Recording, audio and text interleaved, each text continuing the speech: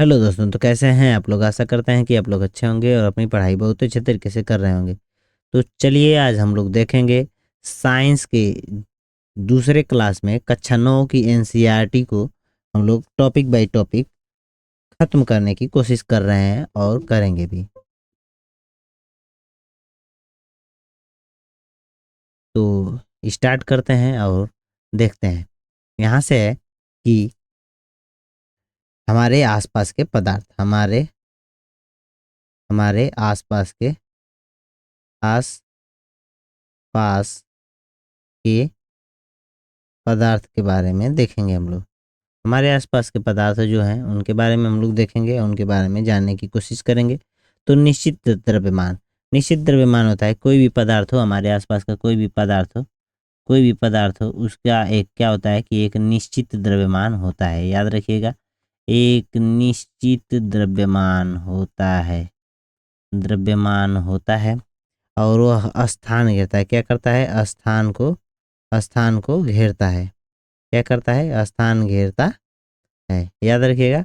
और देखिए, हमारे जो पूर्वज थे वो मतलब कहा करते थे कि जो भी चीज़ें हैं 5 चीज़ों से मिलके बनी है। जैसे पंच तत्व से मिलके बनी है। पंच तत्व कौन से थे? तो वायु, फिर पृथ्वी पृथ्वी, अग्नि और उसके बाद से था जल और आकाश। इतने चीज़ों से मिलके सब चीज़ बना था आकाश।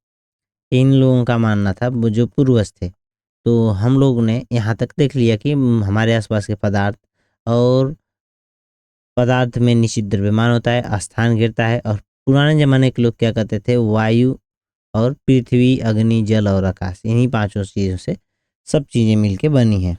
अब देखेंगे कि भौतिक मतलब विज्ञान के आधार पर यानी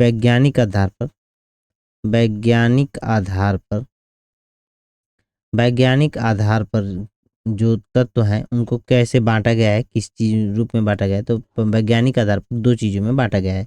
एक है रासायनिक, एक है भौतिक। क्या है? रासायनिक और एक होता है भौतिक। 2 रूपों में बांटा गया है। एक सेकेंड। भौतिक 2 चीज़ों में बांटा गया, 2 रूपों में बांटा गया। तो भौतिक रासायनिक में क्या था होता है? रासायनिक में 3 चीज़ें होती हैं। कौन कौन? तत्व होता है, फिर यौगिक होता है। याद रखिएगा, यौगिक होता है और मिश्रण होता है। याद रखिएगा, तत्व, यौगिक और मिश्रण। तो तत्व में 3 चीज़ें आती हैं, जैसे धातु, अधातु अधातु और कौन चीज़ आएगा? उपधातु आएगा। क्या आएगा? उपधातु आएगा। याद रखने की कोशिश करिएगा इन चीज़ों को। आगे देखेंगे भौतिक में कौन कौन चीज़ आते हैं। तो भौतिक में 5 आता है। ठोस आता है, ठोस, द्रव, गैस, ये सब आते हैं। और यहाँ पे प्लाज्मा आता है। प्लाज्मा प्लाज्मा चौथी अवस्था होती है। और बोस आइंस्टीन कंडेंसेट ये 5वीं, ये चौथी अवस्था होती है। याद रखिएगा। और ये 5वीं अवस्था होती है। याद रखिएगा, ये भौतिक रूप से इनको बांटा गया है पदार्थों को। अब देखिए पदार्थों के भौतिक स्वरूप में क्या क्या होते हैं। तो अगला देखते हैं, अगले पेज पर हम लोग देखेंगे कि पदार्थों के पदार्थों के भौतिक स्वरूप भौतिक भौतिक स्वरूप पदार्थों के भौतिक स्वरूप के बारे में हम लोग देखेंगे। तो पदार्थों के भौतिक स्वरूप क्या होते हैं? पहली कंडीशन क्या होती है? पहली कंडीशन ये होती है कि पदार्थ जो है कणों से मिलकर बना है। क्या है? कोई भी पदार्थ है किस चीज से मिलकर बना है? कणों से मिलकर बना है। याद रखिएगा, कणों से बना होता है। फिर क्या है कि इन कणों, ये जो कण होते हैं, इन कणों में आपस में बांधे रखने वाला एक बल होता है जिसको हम लोग अंतर आणविक बल बोलते हैं। अंतर आणविक बल बोला जाता है। आणविक बल बोला जाता है। अंतर आणविक बल बोला जाता है। अंतर आणविक बल बोला जाता है इसको। आगे देखेंगे। और ये अंतर आणविक बल किसमें ज़्यादा होता है, तो सबसे ज़्यादा ठोस में होता है, फिर उसके बाद ठोस के बाद द्रव, फिर उसके बाद होता है अंत में गैस। यानी अंतर आणविक बल सबसे कम जो होता है गैस में होता है। दूसरी कंडीशन क्या होती है, दूसरी कंडीशन में क्या होता है, पदार्थ कणों के बीच रिक्त स्थान होता है। कणों के बीच क्या होता है, याद रखिएगा, पदार्थ के कणों के बीच, पदार्थ के कणों के बीच एक रिक्त स्थान होता है। याद रखिएगा, पदार्थ के कणों के बीच एक रिक्त स्थान होता है। रिक्त स्थान का मतलब हम समझते हैं कि एक कण से बीच, एक कण से दूसरे कणों के बीच जो होता है, इस तरह से कोई मान लीजिए कोई एलिमेंट है तो इनके बीच जो ये खाली स्थान है, इसी को हम लोग बता सकते हैं कि यह पदार्थ के कणों के बीच जो होता है रिक्त स्थान होता है। पदार्थ के कणों के बीच रिक्त स्थान होता है। इतना तो कंफर्म हो गया। अगला जो था टॉपिक होता है कि तीसरा मतलब ये भौतिक स्वरूप में, ये पदार्थों के भौतिक स्वरूप में जो तीसरी टॉपिक होती है वो क्या है कि जो पदार्थ निरंतर, पदार्थ के कण जो होते हैं, कण जो होते हैं हमेशा निरंतर गति करते हैं। क्या करते हैं, निरंतर गति ही करते रहते हैं, गति करते रहते हैं। याद रखिएगा, करते रहते हैं, निरंतर गति करते रहते हैं। यानी पदार्थ के कणों के बीच कंपन होता रहता है, घूमते रहते हैं, हिलते डुलते रहते हैं। याद रखिएगा ये सब चीज़ें। और चौथी कंडीशन क्या होती है, चौथी कंडीशन ये होती है कि पदार्थ के कण जो होते हैं एक दूसरे को आकर्षित करते हैं। कण जो होते हैं एक दूसरे को, कण जो होते हैं एक दूसरे को आकर्षित करते हैं, एक दूसरे को आकर्षित करते हैं। याद रखिएगा, आकर्षित करने का काम करते हैं। पदार्थ के कण जो होते हैं एक दूसरे को आकर्षित करने का काम करते हैं। जो अब इसके बाद क्या होता है कि तापमान और गतिज ऊर्जा से संबंधित कणों के बीच कुछ संबंध दर्शाया जाता है कि यदि हम लोग तापमान को बढ़ा दें, तापमान को हम लोग क्या करते हैं, बढ़ा देते हैं, तो क्या होता है, ये तापमान बढ़ने के कारण क्या होता है, पदार्थों के कणों के बीच जो कण होते हैं, कणों के बीच जो होता है वो गतिज ऊर्जा क्या होती है, बढ़ जाती है। क्या होता है, गतिज ऊर्जा जो होती है, गतिज ऊर्जा बढ़ जाती है। याद रखिएगा कि यदि हम लोग किसी भी पदार्थ का ताप बढ़ाएंगे तो उसके कणों के बीच जो होती है गतिज ऊर्जा बढ़ जाती है। इसी कारण से जब हम लोग किसी, मान लीजिए कि लोहे की छड़ को हम लोग ले लेते हैं, लोहे की छड़ लेते हैं, मान लीजिए कि छड़ है पूरी, और इसको हम लोग गर्म कर देते हैं, इसका तापमान बढ़ा देते हैं। जब तापमान बढ़ाते हैं तो इसके कण जो होते हैं एक जगह स्थिर रहते हैं पहले, जब ये मतलब ठंडा रहता है तो उसके बाद क्या होता है कि जब इसके कण गति में आते हैं, गर्म होते हैं और कण गति में आते हैं, तो यह गति में आने के कारण यह मतलब कठोर से नर्म हो जाता है। याद रखिएगा, कठोर से नर्म होता है इसी गतिज ऊर्जा के कारण, कणों की गतिज ऊर्जा के कारण ही जो लोहा होता है वह नर्म हो जाता है। और कभी कभी ऐसा इतना गति हो जाती है, इतनी गति हो जाती है, इतना गर्म कर, ज़्यादा से ज़्यादा गर्म करेंगे तो ज़्यादा गतिज ऊर्जा बढ़ेगी, और ज़्यादा गर्म होने के कारण क्या होता है कि इन कणों के बीच बहुत ज़्यादा गतिज ऊर्जा आ जाती है और ज़्यादा तेज़ी से गति करते हैं तो ये पूरा लोहा पिघल जाता है। क्या होता है, पिघल जाता है। याद रखिएगा, पिघल जाएगा मतलब क्या बोलते हैं, मतलब इसको गर्म करेंगे तो यह पूरी तरह से पिघलता जाएगा। आगे देखेंगे हम लोग, आगे देखेंगे कि एक चीज़ और है, अगले चीज़ है तापमान से ही संबंधित है। और यदि हम लोग किसी चीज़ को हम लोग गर्म करते हैं तो उसकी गर्म जैसे तापमान बढ़ाते हैं तो हम लोग क्या करेंगे कि तापमान बढ़ाने से क्या होता है कि विसरण की दर जो होती है, विसरण की दर जो होती है तेज हो जाती है। विसरण की दर जो होती है, विसरण की दर जो होती है, विसरण की दर जो होती है, विसरण की दर जो होती है, विसरण दर जो होती है वह तेज हो जाती है। जैसे हम लोग देखिए कि जैसे हम लोग गर्म खाना खाते हैं, गर्म खाना जो होता है, शादी विवाह में जब खाना बनता है तो वह दूर तक महकता है, क्योंकि वह ज़्यादा गर्म होता है और काफ़ी दूर तक महकता है, क्योंकि उसकी विसरण, उसके जो मसालों की जो होती है विसरण की दर जो होती है वो ज़्यादा हो जाती है, फैलने लगती है, एक्सपेंड करती है, दूर दूर तक फैलती है। तो यहाँ से इस तरह से बहुत ज़्यादा दूर तक फैल जाती है और कुछ होता नहीं है। अब देखेंगे कि विसरण की दर तेज होने से क्या होता है, विसरण क्या होता है, एक चीज मन में और आ गया होगा, अचानक विसरण आ गया तो विसरण होता क्या है कि जब हम लोग कभी कभी क्या होता है कि पदार्थों के ऐसे कण जो अलग अलग हो दोनों को मिला देना, मतलब कि यहाँ से जैसे सब्जी है, सब्जी की गंध हम लिए। अभी आप लोग एक चीज गुड़ खाए होंगे, गुड़ खाए होंगे, ये बोला जाता है गुड़। गुड़ जो होता है गांव में गन्ने का गुड़ जो बनता है, तो जब यह बड़ी बड़ी कढ़ाइयों में बनता है तो दूर तक महकता है। तो यह कैसे होता है? यह विसरण की दर के कारण होता है। विसरण ज़्यादा होगा जब गर्मी होगी, तो जब ज़्यादा गर्मी होगी तो वह गर्म ज़्यादा पड़ता है। तो गर्मी के मौसम में जब ये गुड़ बनता है तो लोग गांव में छोटे छोटे लड़के जो होते हैं कटोरी लेकर कहते हैं कि हमको गुड़ का महिया खाना है, और वहाँ पे चले जाते हैं। तो उनको कैसे पता चल जाता है कि गुड़ पक गया है? तो ज़्यादा गर्म हो जाने के जब वो रस रहता है तो नहीं महकता है, लेकिन जब वो गुड़ बन जाता है, गुड़ बनने वाला होता है, तो वो महक जाता है, दूर तक महकता है। तो वही विसरण के कारण ही होता है। गैसों का विसरण बहुत गर्म होने के कारण बहुत ज़्यादा तेज फैल जाती हैं। हम लोग देख रहे हैं विसरण के बारे में। विसरण जो होता है उच्च सांद्रता से, जो भी चीज़ें होती हैं उच्च सांद्रता से निम्न सांद्रता की ओर होती हैं। सांद्रता से उच्च सांद्रता से निम्न सांद्रता की ओर होती हैं। उच्च सांद्रता से निम्न सांद्रता की ओर होती हैं। निम्न सांद्रता की ओर होती हैं। याद रखिएगा ये सब चीज़ें। एक और चीज़, जैसे हम लोग ताप बढ़ाएंगे, नोट करने के तापमान को हम लोग बढ़ाते हैं। तापमान बढ़ाएंगे तो विसरण की दर क्या होगी? विसरण की दर जो होगी बढ़ जाएगी, क्योंकि तापमान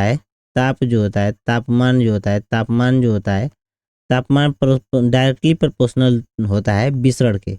विसरण इनवर्सली नहीं, डायरेक्टली, एकदम डायरेक्ट। मतलब ताप बढ़ेगा तो विसरण भी बढ़ेगा, एकदम आप लोग मन में ठान लीजिएगा, याद रख लीजिएगा। आगे देखेंगे कि पदार्थ की क्या अवस्थाएं होती हैं, पदार्थ कितने प्रकार के होते हैं और कैसे होते हैं। तो पदार्थ की अवस्था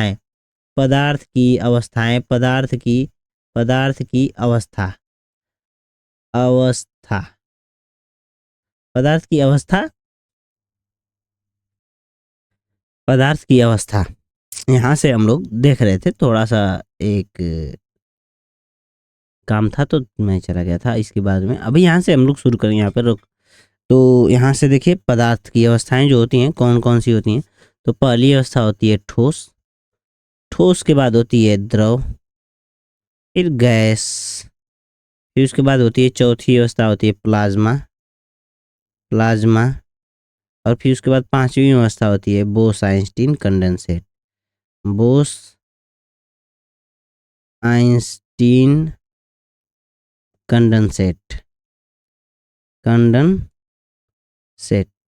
ये पांचवी अवस्था होती है। ठोस में क्या होते हैं कि पदार्थ के जो कण होते हैं बहुत नज़दीक होंगे और एकदम जकड़े हुए होते हैं आपस में, बहुत मतलब इनको अलग नहीं किया जा सकता। द्रव में क्या होते हैं कि थोड़े से कण जो होते हैं दूर होते हैं, और गैस में क्या होते हैं कि जो कण होते हैं एकदम दूर होते हैं, मतलब बहुत दूर तक होते हैं। और प्लाज्मा एक आयनित अवस्था होती है। क्या होती है? आयनित अवस्था होती है। देखिए प्लाज्मा अवस्था जो होती है कहाँ पर पाई जाती है? तो तारों में पाई जाती है, याद रखिएगा। तारों, सूर्य तारों, तार नहीं समझ लीजिएगा, सूर्य के अंतर्गत तारों में। और परमाणु भट्ठियाँ जो होती हैं, परमाणु भट्ठियाँ जो होती हैं उसमें ये सब पाए जाते हैं। तो प्लाज्मा अवस्था होती है। और बोस आइंस्टीन कंडेंसेट पदार्थ की पांचवी अवस्था होती है। इसकी खोज चंद्रशेखर बोस ने की थी। अब इसके बाद हम लोग देखेंगे कि ताप का परिवर्तन जो होता है, ताप के परिवर्तन का प्रभाव। जैसे हम लोग क्या है, एक हेडिंग होती है कि ताप के परिवर्तन का प्रभाव, ताप के परिवर्तन का प्रभाव याद रखिएगा। ताप के परिवर्तन का प्रभाव क्या होता है कि जैसे हम लोग यहाँ पर लिखेंगे ठोस, फिर उसके बाद द्रव, फिर उसके बाद गैस, ठोस द्रव गैस। तो अभी इस समय गैस का तो बहुत मतलब दिक्कत है। हमारे देश में लोग सिलेंडर लेके घूम रहे हैं। तो यहाँ पे देखेंगे इसको हम लोग रिलेट करेंगे, यहाँ से इस तरह से ताप का प्रभाव करेंगे। यहाँ पे ताप मतलब टी से मान लेते हैं। ताप को बढ़ाएंगे, ठोस में ताप बढ़ाएंगे तो यह द्रव बन जाएगा, और जब द्रव का में ताप बढ़ाएंगे तो क्या हो जाएगा, यह गैस बन जाएगा। और गैस में जब हम लोग ताप को घटाएंगे तो यह द्रव बन जाएगा, और द्रव में जब हम लोग ताप को घटाएंगे तो क्या होगा, यह ठोस बन जाएगा। याद रखिएगा, ये सब चीज़ें पूछ देता है। अब इसी चीज़ में एक चीज़ और देख लेते हैं, एक सेकेंड, थोड़ा सा इसको यहाँ से इसको देख लेते हैं। एक सेकेंड, इसको थोड़ा सा छोटा कर लेते हैं क्योंकि यह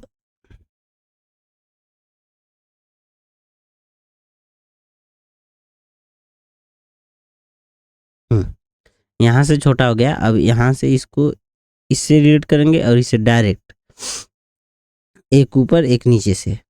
तो क्या होता है कि एक गैस से डायरेक्ट ठोस बनेगा तो वो होता है निक्षेपण। क्या होता है, निक्षेपण। याद रखिएगा, निक्षेपण की प्रक्रिया बोलते हैं। और वहीं पर जब हम लोग क्या बोलते हैं, ठोस से डायरेक्ट गैस में जाता है तो ऊर्ध्वपातन होता है।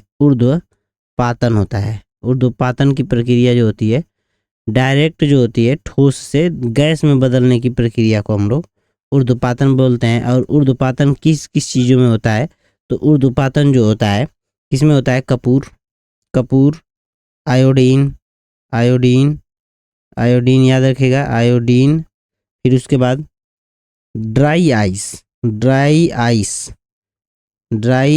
आइस, फिर उसके बाद होता है नेफ्थेलीन, और एक होता है आयोडीन नहीं, अमोनियम क्लोराइड,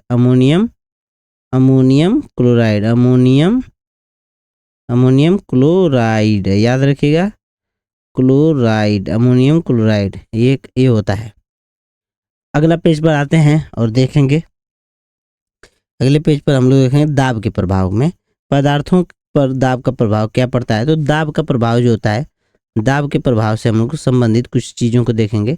दाब प्रभाव क्या होता है, तो हम लोग देखेंगे यहाँ से कि जब हम लोग किसी गैस में या अक्सर करके काम करता है तो गैस में हम लोग देखेंगे, गैस में डायरेक्ट दाब का प्रभाव देखेंगे।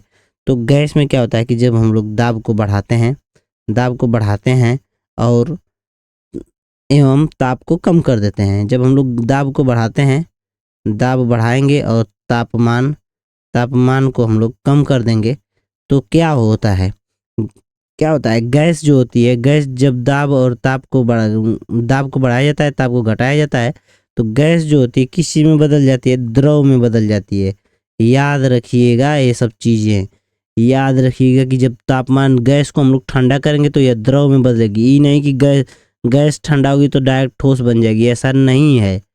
वह निक्षेपण की क्रिया में होता है। आगे देखेंगे, अगला टॉपिक है कि इस तरह से हम लोग 3 चीज़ लिखेंगे। यहाँ पर द्रव, यहाँ पे गैस नहीं, यहाँ पे ठोस लिख लेंगे, इस तरह से अच्छा रहेगा, ठोस, द्रव और गैस।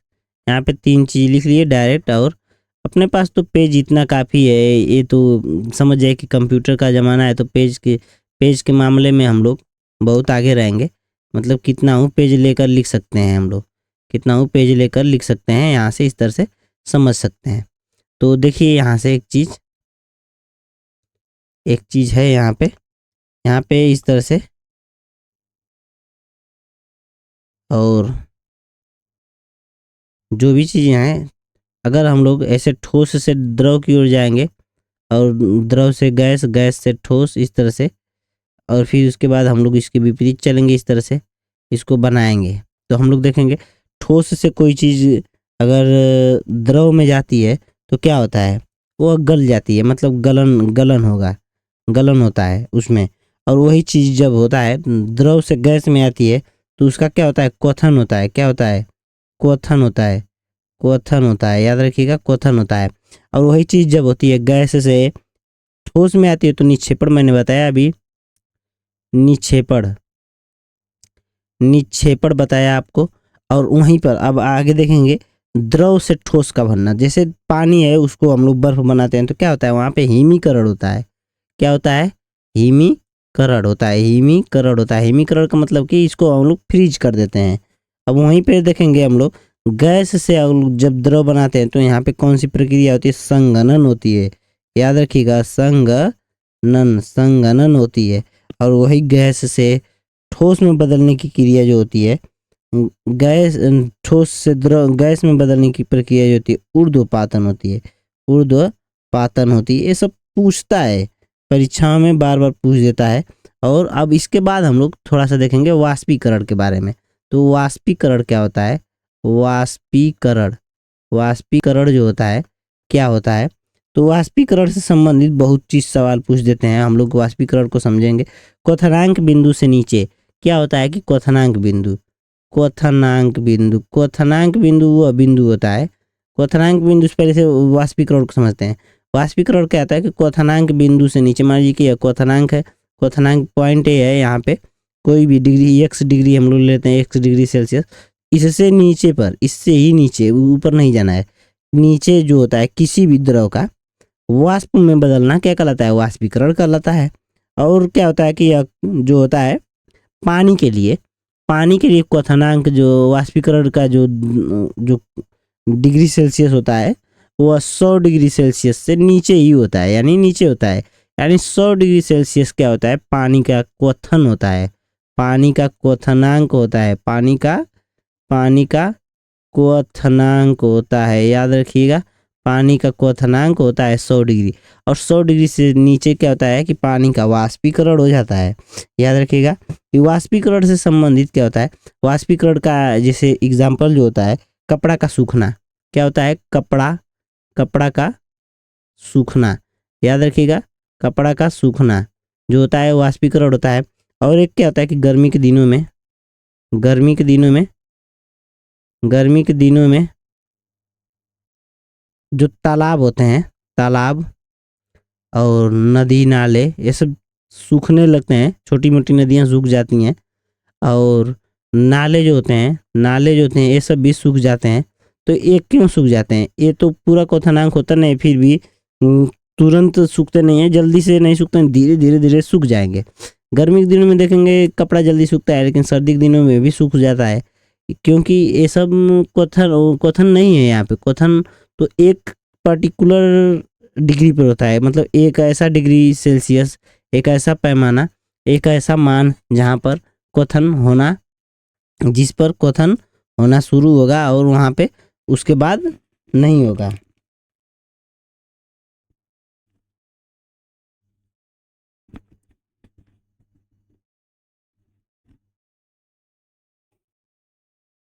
चलिए यहाँ से हम लोग देखेंगे, क्वथन के बारे में हम लोग देख रहे थे और क्वथन के बारे में हम लोग पढ़ रहे थे, वाष्पीकरण के बारे में। तो वाष्पीकरण किन कारक पर निर्भर करता है, तो कारक को हम लोग अगले पेज पर देख लेते हैं। अगले पेज पर देखेंगे इसको हम लोग को, वाष्पीकरण के जो कारक होते हैं, वाष्पीकरण के जो कारक होते हैं, वाष्पीकरण के जो कारक होते हैं, वाष्पीकरण जिन कारकों पर निर्भर करता है, वाष्पीकरण किन कारक पर निर्भर करता है, कारक पर निर्भर करता है। तो यह कारक होते हैं, कौन से कारक होते हैं, पहला जो होता है सतह का क्षेत्रफल बढ़ना। किसी भी सतह का क्षेत्रफल बढ़ना, सतही क्षेत्रफल का बढ़ जाना, सतही क्षेत्रफल बढ़ जाना। याद रखिए, सतह क्षेत्रफल के बढ़ जाने के कारण क्या होता है, वाष्पीकरण की दर जो होती है, वाष्पीकरण जो होता है बढ़ जाता है, वाष्पीकरण जो होता है बढ़ जाता है। सतह क्षेत्रफल बढ़ेगा तो वाष्पीकरण बढ़ेगा। जैसे हम लोग समझा देते हैं, जैसे जब हम लोग कपड़ा कचा मतलब उसको साफ करते हैं, धुलते हैं, तो हम लोग इस तरह से लुगदी नुमा इस तरह से लपेट कर इस तरह से रख देंगे तो ये जल्दी नहीं सूखेगा। और इस कपड़े को हम लोग इस तरह से पूरा फैला कर रखेंगे तो यह देखिए सतह का क्षेत्रफल बढ़ गया तो यह जल्दी सूख जाएगा। जैसे आप लोग, एक कपड़ा होता है धोती, आप लोग देखे होंगे, धोती तो खोल नहीं, धोती सर फोड़ वाला जिसमें बोलता है बाबू राम कि धोती तो आपकी धोती तो खुली हुई है। तो धोती को हम लोग इस तरह से, सूती कपड़ा होता है, बहुत पहले के ज़माने में लोग जो दादा परदादा होते थे वो लोग पहनते थे। तो क्या होता है कि उस धोती को, उस सूती कपड़े या किसी भी कपड़े को हम लोग ऐसे लपेट कर पूरा इकट्ठा करके जैसे धुलने के बाद इकट्ठा करके रख देंगे तो जल्दी नहीं सूखेगा।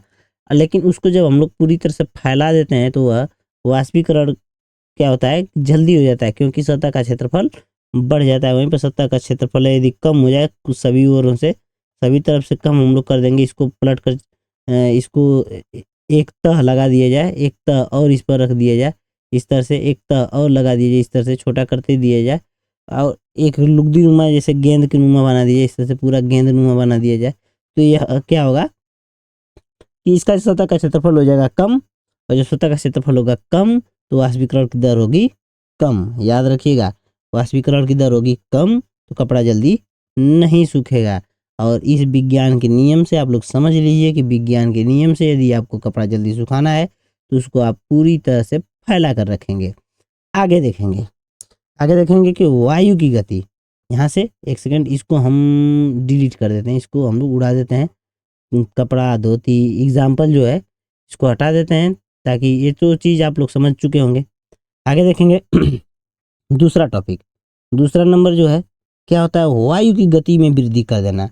वायु की गति, अगर वायु की गति जो है वो तेज हो जाए, वायु की गति में अगर हम वृद्धि करेंगे तो वाष्पीकरण की दर जो होगी, वाष्पीकरण की जो दर होगी, वाष्पीकरण वाष्पीकरण की जो दर होगी, एक सेकेंड, वाष्पीकरण की जो दर होगी वो बढ़ जाएगी। वाष्पीकरण की दर जो होगी, वाष्पीकरण की जो दर होगी वो भी बढ़ जाएगी। देखिए वायु की गति से संबंधित हम लोग एक एग्जाम्पल ले लेते हैं। जैसे हम लोग कभी कपड़ा सुखाते हैं घर में बरसात के दिनों में, जब बरसात आती है, बरसात के दिनों में, बरसात के दिनों में जब हम लोग कपड़ा सुखाते हैं, कपड़ा को सुखाते हैं तो हम लोग कहते हैं कि नमी है, लेकिन नमी है तो मौसम में नमी है और कपड़ा जल्दी नहीं सूखता है। उसको सुखाने के लिए हम लोग क्या करते हैं सीधा मम्मी बोलती हैं कि एक पंखा चालू करो, मतलब ऐसे घर में उस कपड़े को फैलाओ, ऐसे रूम में कपड़े को फैलाओ जिस रूम में पंखा चल रहा हो। क्या हो, पंखा पंखा चले, जिस रूम में पंखा चलेगा उस रूम में हम लोग क्या करेंगे, कपड़े को मतलब फैला देते हैं। और जब हम लोग कपड़ा फैलाएंगे और इधर से पंखा इस तरह से, 3 पंखी वाला एक पंखा होता है जो इस तरह से जो 3 पंखी वाला पंखा होता है, यह चल रहा है तो हवा देता है। और हवा में क्या होता है कि गति बढ़ जाती है, वायु की गति बढ़ जाती है रूम में। तो रूम में जब वायु की गति बढ़ जाएगी तो वो अपने साथ वाष्प को लेके जाएगी, खींचेगी। तो उसी वजह से क्या होता है कि कपड़ा जल्दी सूख जाता है और वाष्पीकरण की दर क्या होती है, ज़्यादा हो जाती है। याद रखिएगा, सब चीज़ें बार बार पूछ देता है सवाल में। आगे देखेंगे कि तापमान में वृद्धि। तीसरा टॉपिक है ताप में वृद्धि, तापमान में वृद्धि। देखिए हम लोग इसको एक और एकदम दैनिक एग्जाम्पल लेंगे। तापमान में वृद्धि होगी तो भी वाष्पीकरण की दर क्या होगी, बढ़ जाएगी। अब देखिए इसका एग्जाम्पल मैं लेता हूँ। एग्जाम्पल ही सबसे मशहूर चीज़ होती है।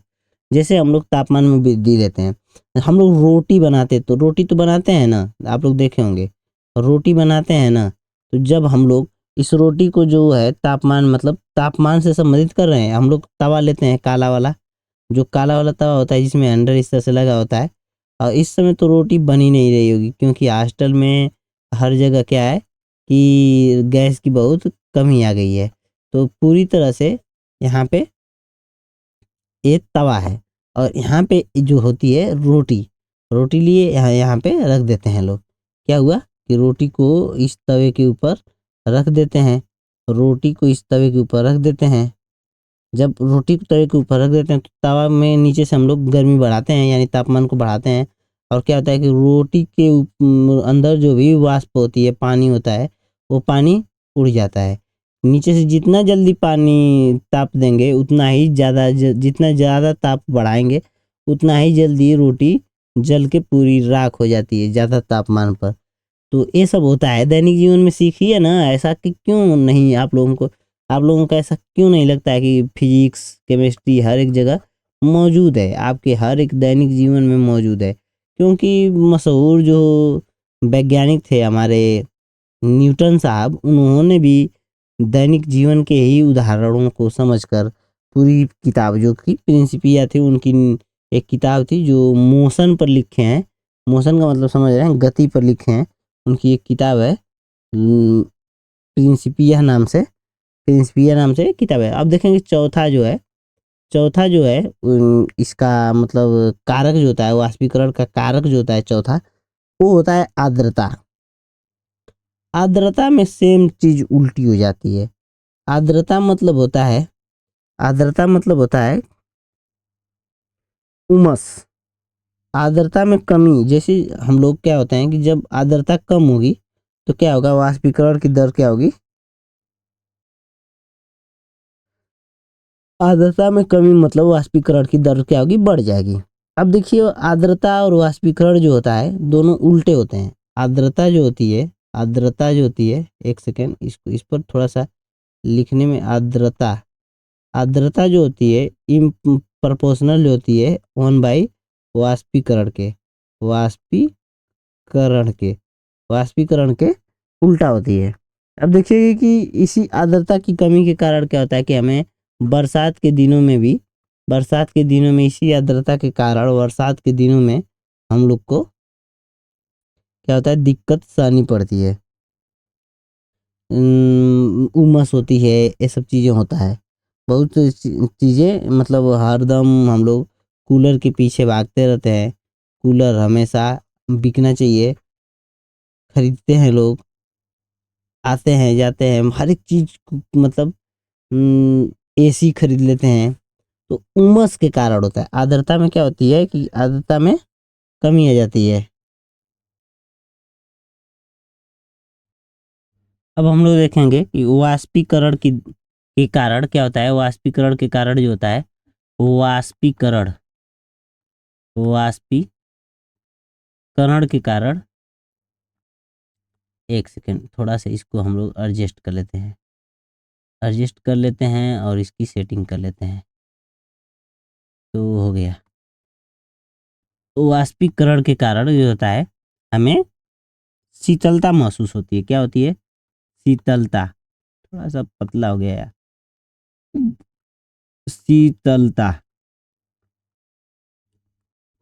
मतलब ठंड लगती है, याद रखिएगा।